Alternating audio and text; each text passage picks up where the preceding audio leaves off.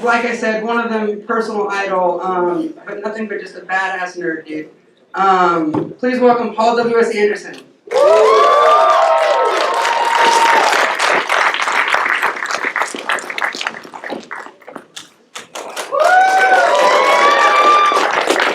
And then I met this guy once when I was at the final chapter screening, and I was very excited to hear his name that he wanted to pop up and be a part of tonight.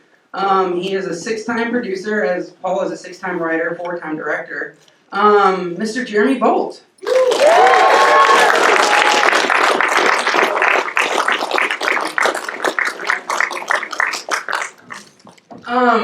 So first off, today is kind of an interesting day. This was not booked by, it was booked by coincidence that the final chapter came out today on home video. So it's been 15 years and today is really kind of the end of it all, or maybe, we'll find out. But no, this movie came out when I was 12. I saw it opening day in the afternoon, and I was actually a big fan of the game because my older brother played it. But were you guys a fan of the game, playing it, starting it? I mean, I know you played it, but like, how hardcore were you at playing the game? He was the very definition of hardcore. I mean, I couldn't get hold of him. He was playing it so much. Yeah, I disappeared for 2 weeks, and I was locked away in my apartment by Mr. Jeremy was very worried. Some people thought something had happened to me, and I was just playing Resident Evil. I played the first 2 games, became obsessed with it, and emerged like 2 weeks later with like 2 weeks worth of stubble and like red staring eyes, looking like I was infected with the T-virus, going, we have to make this into a movie.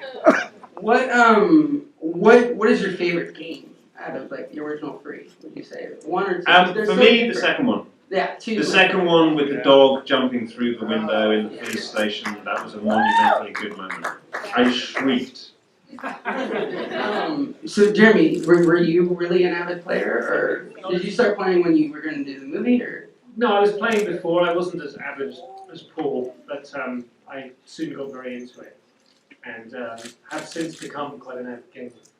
Do you still play, like, have you played the new one that's the first person, the 7? I played demos of it very early on. Yeah, VR. I haven't played that in the VR experience, but I haven't played the whole game. Okay. Yeah. Now... Nowadays, you know, I'm a father, I watch my my daughter play Minecraft. Actually, I watch her watching Dan TDM play Minecraft. So this film, I know it took a lot of production delays and a lot of things to get done, and you said, really, it's been 17 years for you. It took 2 years to get going. What was the initial process? Because you were no stranger. You had done Mortal Kombat. You had adapted a video game as a director. But what was the beginning point of like, I want to make a movie? I played the game. I called Jeremy. I said, we have to make this movie. He investigated who had the rights. We were going to go and buy the rights, but we discovered they were already taken by a German company that we knew quite well called Constantin. And they had been developing the movie for 2 years, actually. So they bought it based on the first game. And they'd been developing it unsuccessfully. They'd had George Romero involved. They'd had a couple of other directors as well. And several scripts, none of which they wanted to make. And I came in and I said, I have this great idea, Resident Evil. They said, that's great, but we've spent all of our money and we don't want to pay for it. So I said, that's okay, I'll write it on spec, which is what we did. Wrote the screenplay, they loved it, we went and made the movie. And when you actually got the movie made, I'd asked you this about Mortal Kombat. You know, obviously testing the movie helped. You added some fight scenes to the film. But I had always heard a rumor, and I heard you confirm it earlier, but this was actually maybe going to go straight to video. But something happened. No, I'd learned my lesson on Mortal Kombat about test screenings. So we had our first test screening on Resident Evil, and we'd done a deal with Sony in America, which was the only territory that they had the film. Since then, they take the movie for the whole world virtually. But we had a deal where if we didn't score a certain amount in the test screening, they could put the movie straight to DVD. So it was a very stressful screening for us. And it was the first time Sony had seen the film. And, you know, we held on to the movie for a long time to make sure it was as good as it could be, because we knew how important that test screening was. And we were all very nervous. Everyone from Sony was there. The cinema was packed. We showed it in Burbank. And at the start of the movie, there's a scene where a woman in an elevator is about to get her head chopped off. And just as it's about to happen, you cut to black and you hear the sound of the decapitation. And this guy sitting right in front of me, like, stood up, like, I love this movie! And the whole audience erupted into cheers. And at that point, Jeremy and I looked at one another, and it's like, we're going to be okay. We're not going straight to video. Yeah, I turned around and all the executives from Sony were just grinning. You could see the dollar signs like appear in their eyes.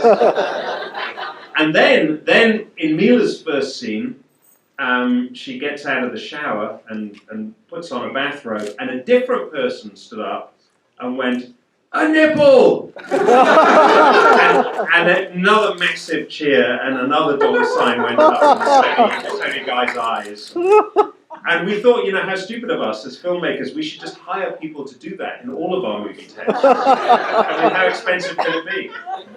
Had a nipple was the beginning. Starts off well. Yeah, but we learned lessons on Event Horizon, Soldier, and Mortal Kombat, not to test until the very latest place possible in the post-process, because, and you're under huge, I was under massive pressure to force Paul to allow us to test, but you just shouldn't, because the audience need to see it as finished as it can be.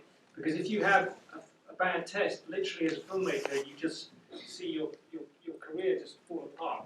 No, yeah, I mean, that's the thing is I've been sneaking into test screenings. I say I'm a psychology major, even though I look like a filmmaker. And sometimes, like, I saw the new Beauty and the Beast back in August of last year. And it's like, how can you really even judge? The CGI is like 10% done. Yeah. You can't figure that out. But I think it's different for those kind of movies, because that's such a big machine, and it's Disney and it's Beauty and they know they're going to figure it out. They're not worried about that. Yeah. So they're looking for, like, did you understand the plot? Do you understand the French accents? You know, it's stuff like that. You know, the danger is when it's a movie like this, you know, where it's Beauty and the Beast was always going to be released with a massive advertising campaign. Film like this, you know, the studio decides at the test screening how much of a push they're going to give you.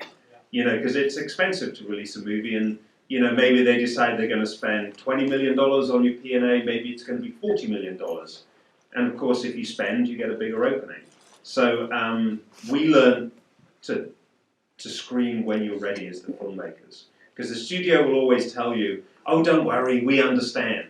Well, they don't. You know, they understand if you get good test results. But if you get a bad test result, suddenly they don't understand so good. Well, they understand that you messed up and made a bad movie. It's all your fault. Yeah. Well, the biggest thing about the first Resident Evil that I actually love about the franchise was creating Alice as a character. You know, she wasn't in the game, to be fair, but the thing is she's not Jill. We get to meet those people later on. But what was this idea about kind of creating new characters that weren't exactly in the game in the first film? Capcom wouldn't allow us to kill characters that they wanted to continue to use in the franchise. And, you know, this is a horror movie, action horror, people have to die. You know, and, you know, I felt I didn't want to do a straight adaptation where just the people who died in the video game died, because then if you played the game, there would be no suspense. You know, it'd be like going in to see the first Alien movie, if someone, before you went and saw the movie, told you exactly the order that people are going to die in, and that Sigourney Weaver lives at the end. You know, it would rob that movie of its suspense. Yeah, and speaking of which, on the final chapter Blu-ray, there's this thing called retaliation mode, and I'd always wondered that, and there's questions like that about that, and I think that's a solid answer. I'd always kind of wondered why, but yeah, if Jill's in this game and she... Well, you know she's safe, because if you kill her, then every fan goes, wait a second, Jill doesn't die. You know, having fresh characters gave us fresh meat, and so you really, and I think in this movie, there are some really surprising deaths. There are characters that die that you don't expect to. And, you know, Mila, her character Alice, was in danger, you know, because nobody knew who she was. You know, we could have killed her, we chose not to, but we could have killed her if we wanted. Now, with the casting, there's two standouts. Obviously Mila, So how did that casting and audition go? But also with Michelle Rodriguez, because she's awesome too. Jeremy, what was your input, and Paul, how did it all start with Mila? Mila actually sought us out because I think her brother was playing the game a lot, and she got really excited and found out there was a film being made. And she reached out to us and requested to meet. Yeah, so she was excited to be in the movie, and obviously we were big fans of hers. And the same with Michelle. She was really excited about the idea of the movie, and she'd just been in Girl Fight in the first Fast and the Furious movie. Yeah, the Fast and Furious hadn't come out. So we had like two really like hot women who really wanted to be in the movie. So who are we to argue? Well, I was at Sundance and saw Girl Fight where it premiered and met her. And I think I called him and said, this is the perfect contrast to Mila. And one of the things Paul really wanted to do was have strong female characters in the film. And you can see it in both Mortal Kombat and Event Horizon, and even in Soldier. As a filmmaker, he likes powerful, strong women and empowering them. So the idea of having two strong women as really the leads of the film was actually pretty bold back then. Not a lot of people were doing that. No, yeah, I mean that was something that they had asked questions about, and I also love like the Newt reference and like Retribution with the little girl. Like, it's very cool to see that. Did Michelle? She was still unknown at the time. She had only filmed Fast and Furious, but it hadn't been released, right? No. Yeah, that's right. Okay. Now moving into the ending with that epic, I still think it's probably the top 5 epic endings of all time in Resident Evil, which, spoiler, but, that, when she walks out of that thing and you see that shot, how did you even pull off that shot? Like, what was the concept behind it? Did you know you were going into, like, this franchise, this vehicle with Jeremy? Did you know that it was going to be a sequel guaranteed, or...? No, I think it came more from a love of 1970s movies that didn't have kind of closed endings. I always liked movies that had an open ending where you came out of the movie cinema and you discussed it. Do you think she'll live? Well, will she just get eaten straight away? What's that world like? I like movies where you talk. So it wasn't, it wasn't like, oh, now we're going to make a sequel necessarily. It was more just to kind of give it an open ending. Okay, so there's been 6 films now. So Jeremy, what is your favorite, and what do you think is the best of the franchise? My favorite is the first one, and I think the last one is the best. The most difficult one was number 3 for me. Why was Extinction so hard? Because Jeremy crashed his golf cart and spent half the movie in a neck brace. Yeah, it was difficult. Your seatbelt, Jeremy. Yeah. You were in a golf cart in the desert? It wasn't a golf cart, it was a dune buggy thing. Yeah. It was a bit more macho than a golf cart. I drove it very fast. The heat in the desert, the rattlesnakes, it was very, very tough shooting conditions. But I think the last one is the best. What about you, Paul? I agree with Jeremy. I mean, We all 3 agree. it's, for me, the first one I have massive affection for because without that movie there wouldn't be a franchise. It was a monumental movie for us. But I think, the last movie is the most polished. I think it's the most technical. I think it's the most emotional. And I think the kind of franchise grew up as we grew up. I think the final movie is a much more mature piece of work than the first film. It is. I agree. 1 and 6 are just bomb. Now, with these 6 films, there's many characters in the Resident Evil game world. There are many villains, many dogs that want to bite you, kill shot, all these things.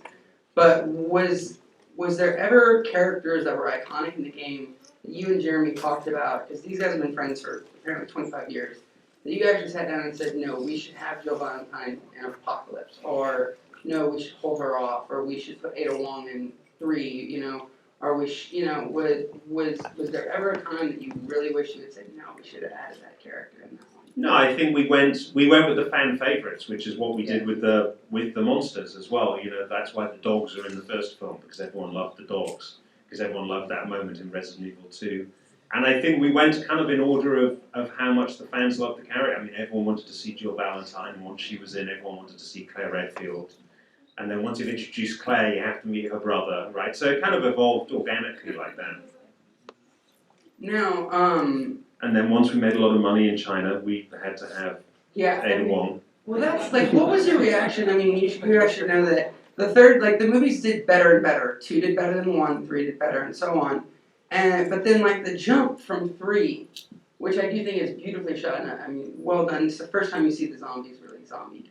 But with the shift in box office, it went from like 100 million to like 302 million. Like it just shifted. What do you think?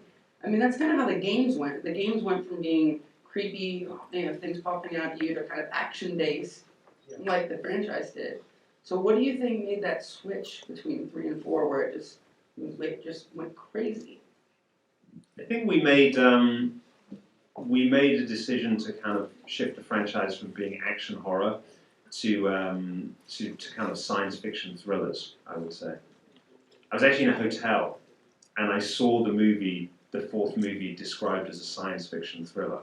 And I'm like, that's what we made. That's a pretty good description. Because I think, the movies are described as zombie movies a lot of the time, but there's so much more than that. I think the kind of overarching theme in all of the films is Alice's conflict with the Umbrella Corporation and her struggle. It's like the individual versus the big organization.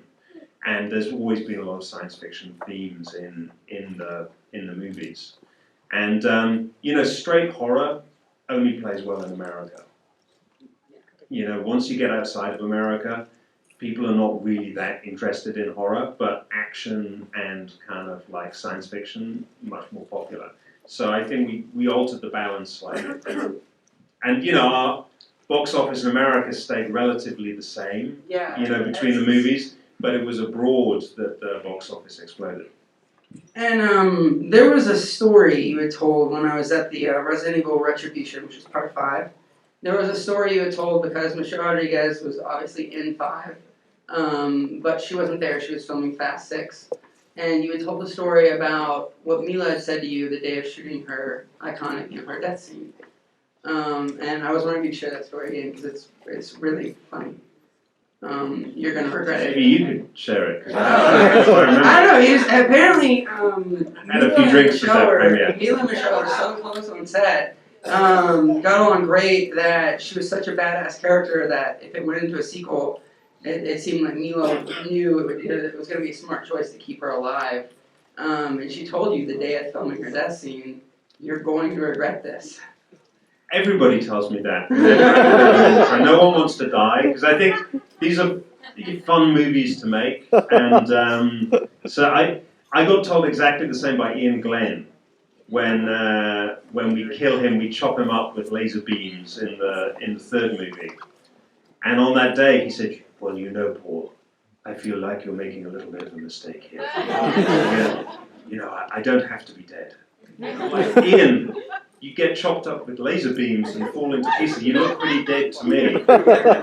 He's like, "Well, it's the Umbrella Corporation. They could always have cloned me." And I'm like, "Whatever. I'll use that for just sex. go to the set and go and shoot a death scene." And then about 5 years later, I called him because I won him in the last movie. I said, "Hello, Ian," and I hadn't talked to him for years. And he said, "Oh, Paul, I'm glad you're seeing things my way." Before I turn it over to the audience, Jeremy started off, and then Paul. Whether it's together or whatever, what is the proudest creation that you had from this film? I'm assuming it might be the laser trap room, because that's the coolest thing to me. But was there something that you did in all 6 films? I don't want to spoil the 6th film, but that you did that was like, I'm really proud of that kill more than anyone, more than that. You know what I mean? Well, the laser corridor in the first scene was like so striking, and it wasn't from the video game. That was something that we brought to the table, and and I think we never reached that level again until maybe in this movie. There's a in the final movie, in the final chapter, there's a scene with Ruby Rose and this giant turbine. I think that's pretty good. She's very excited to meet Ruby Rose at the premiere. She's my liaison. By the way, thank you to Jennifer. She's the one who lets me do this and like all this stuff. So, what about you, Jeremy? Do you have an iconic kind of like, yeah, that was well, we hit it good. I think the Axemen in the shower scene in Red Squaw. Yeah, that's. I think it's visceral horror, but it's also stunningly beautiful. The 3D and the water, and I like the way that it involves Addie Larter and Mila's character. And they're both soaking wet. It's always a good thing. And then in 5, you're like, what's better than 1 Axeman? 2 Axemen. Okay, so you guys, does anyone have questions, comments, concerns? Yes, up there at the yep, you. What was the hardest part about filming the movie? Which movie provided the biggest challenge, and what was your favorite part about that challenge? Or least favorite? I think the hardest part for me is you want to play to your strengths. So you want to deliver in the way the previous movie delivered, but you also have to keep trying to do something different. Because you don't want the audience to feel they're getting the same as they've already got. We put a lot of effort into talking about the location for each story, because as film goers, Paul and I always get frustrated when we see a trailer. It just feels like a rehash of the previous movie. We hope with Resident Evil, every time we see the trailer for the next movie, it'll actually feel like a new movie.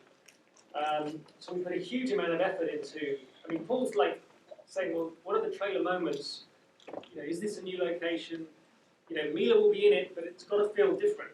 So I'd say that's creatively the big challenge. And then on a producing point of view,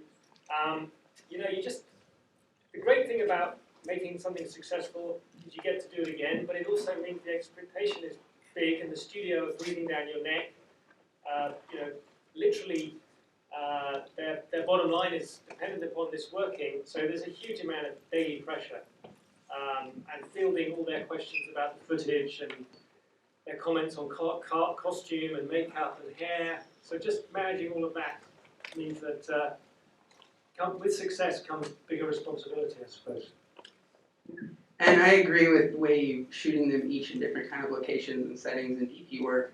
That's what also kept the series getting bigger and bigger and bigger and bigger, because you were shooting something different every time. Yeah, well, I was very influenced by the Alien franchise, and being such a huge fan of Alien, I think James Cameron was so smart when he came to do Aliens that he looked at Ridley's movie and he went, well, I can't do any better than that. That's pretty much the best movie like that can possibly be made. So he very smartly made a different movie. He didn't make this chamber piece horror movie, he made an action movie. Still with aliens, but he made a different kind of film and succeeded in a completely different kind of way. And that left a big impression on me. And so I always try to make each of the Resident Evil movies essentially different. The first one I would say is a haunted house film. The second one was much more of an expansive action movie. The third one was very much a road movie, and there's great landscapes. The fourth movie was a siege movie when they were all trapped in the pressure cooker of the prison. The fifth movie was a chase movie where it was just intense chasing throughout the entire film. And the sixth movie was, the one that wrapped everything up. So each movie I hopefully delivered a different kind of pleasure and a different kind of thrill to the audience. You definitely did. I think that's why I love them so much. All of them. It's like within that, the studio are calling you going, but make sure you do this, this, and this from the last movie, the one that really worked. Yeah. Because they're scared. If you stray too much from the formula, you could mess it up. So you're having to feel that as well as give you guys something different. Yes, you're kind of at the spotlight, but you have the black shirt with the, yes, yep. You. Do you ever have nightmares about your movies, and what's your connection to your movies? Well, I have nightmares about the opening weekend that it's not going to work. But other than that, I I've used Mila's nightmares. Like, she had this great dream about falling down an elevator shaft, and she woke up in a cold sweat. Told me about it, very concerned. I'm like, that's good. I could use that. And that's really where the the needle dive sequence in Resident Evil Afterlife came from. That was kind of directly influenced by Mila's bad dreams. Oh. Alright. Yeah, you right there. Yeah, were you ever inspired at all by the story of Alice in Wonderland when you were coming up with the first film because of the similarities between like Queen, Alice, and going to like a rabbit hole? Yes. Wow. I didn't Yeah. know that actually. No, it's the Red Queen's obsessed with chopping people's heads off. They actually also the other Lewis Carroll book, Through the Looking Glass. In the first movie, they actually literally go through a looking glass to go down into the hole in the ground. I mean, it's one of my favorite books, and there was a big influence on the franchise. You know, the Kaplan character, I always saw as the White Rabbit. He's the character that's obsessed with time. So there's a lot of Lewis Carroll in the first movie, especially. Yeah, you right there. Oh, hey you. Hey, I'm just curious. You worked together, obviously, really well through all these movies, and as a filmmaker, I'm just curious how you share your collaborative process, and how is that how you keep together by always being open to each other's By shouting at each other a lot. Is it a lot of healthy arguing? Like, it's good, but it's arguing. I mean, I think it's, we don't argue very much, we discuss intensely sometimes. No, I mean, it's, we like the same movies. I think that's the key to it. We grew, Alien is a very important movie, Jacob's Ladder, William Friedkin, French Connection. One of the highlights of last year for me was going to see The French Connection with Paul at the DGA, and there was a Billy Friedkin Q&A afterwards. Wow. And we're like kids. We're 50-year-old men, but we're like kids again. And I think that kind of love of movies is ultimately what keeps us going through thick and thin. That common ground, it's like a kind of shared belief.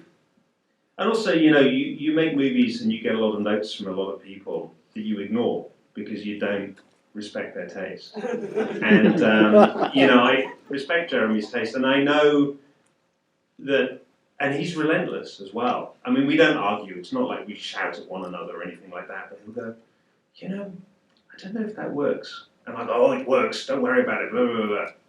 And then little lady, oh, I'm not sure if that works. And I think that's what's good about our relationship is we challenge one another, and it's all for the good of the movie. And I think, as a young filmmaker, especially directors, they're so insecure. I was so insecure. You just want to be right, and it's important to be right. And sometimes you blind yourself to the truth. You just want to be proved right, even if it's the wrong thing to do. And as you get older, I think you kind of appreciate like having somebody who's willing to play the devil's advocate and maybe suggest that you're doing the wrong thing. Mm-hmm. And I think in Hollywood as well, there's a great danger that the more successful you become, the more you surround yourself with people who just tell you what you want to hear. And I've always been fascinated by filmmakers who I love, who you see their latest movie and it's like, wow, it's like they suddenly forgot how to direct. And I think it's because people can get surrounded by a cocoon of just yes people. And it's very, very important to have someone in your life who's willing to say, no, are you sure that's a good idea? Constantly challenge you. Thank you. Let's do one more. Yep, right there. In dealing with the studios, and I understand that sometimes they have their own notes and they have their own ideas that they want to kind of impose on you. How do you kind of balance that between kind of pleasing the studio but also not compromising your own vision as a filmmaker? It's really hard. That doesn't get any easier. I mean, It's a business, right? And I also firmly believe it's an art form. I really believe movies are an art form. but it's an art form where you have to spend $70 million of somebody else's money. And if you're going to do that, or you're going to spend $5 million of somebody else's money, it's not my money, and you have a responsibility to them to kind of get them their money back and also listen to them. So, as Jeremy said, it doesn't, it's part of the process. And some people are not built for that process. It's very different in Europe, where we come from, where when you're the writer and the director, you're the most important person on set. You're the auteur, right? You get treated like an auteur. And then you come and in France and anywhere in Europe, really. And then you come to America as a director, and you realize you're not the most important person on set. You're kind of like about number 12. and actually your lead actress's makeup and hair artist has more say in things than you do. And that's a hard learning lesson. And, that's something that, you have to deal with. I mean, one thing we've both learned is you have to make sure you're on the same table with your studio right up front. You almost need a kind of very open conversation where you all agree and you kind of want to have it almost written down. This is the movie we're going to try to make. Because what happens if you don't have that is sometimes they pull the carpet from underneath you, and you discover too late they had a different movie in mind. So that's something I always say to young filmmakers. If you're going to make your movie, make sure that your financiers and you are in sync.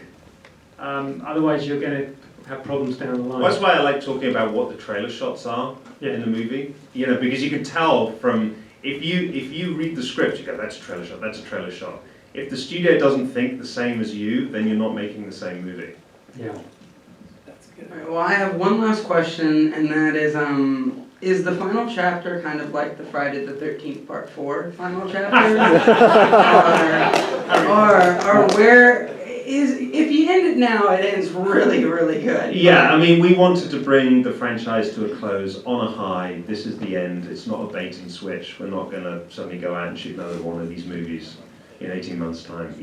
I think this movie, the final chapter, brings the whole franchise full circle and actually connects to the very first movie. And hopefully you watch the final chapter, it makes you want to watch the first movie all over again, or the whole franchise all over again. And having closed the circle, it would be stupid for us to do anything else. Well, I just have to tell you to both Jeremy and Paul, I know, Jeremy, I just met you, but this franchise really is, it might be number one, it's up there, but to have 6 films over the span of 15 years, my teen years, to being an adult and up on the stage with the final chapter coming out today, and the final chapter being the most successful of them all, just proves that you did something very, very right. And every one of those media people asked me the question of what do you love about Resident Evil, and I feel like action movies, especially today, where they're all spy-based or sleuth-based or like twists and turns, and they're 2.5 hours long. I'm very proud of you for never making a movie longer than 2 hours, first off. And some things just don't need to be that long. But I just kept saying fun in every answer. I feel like, yes, you don't have to be able to know Algebra 2 or 3 to understand these movies. They're so much fun. They're high octane. They've got badass women and I'm doing badass things. And then you just have these zombies that got cooler and cooler and cooler. And this really is kind of a cool thing and an amazing thing to have you guys up here to celebrate 15 years with. So, from the bottom of my heart. So, Thank you. We appreciate that. Thank you.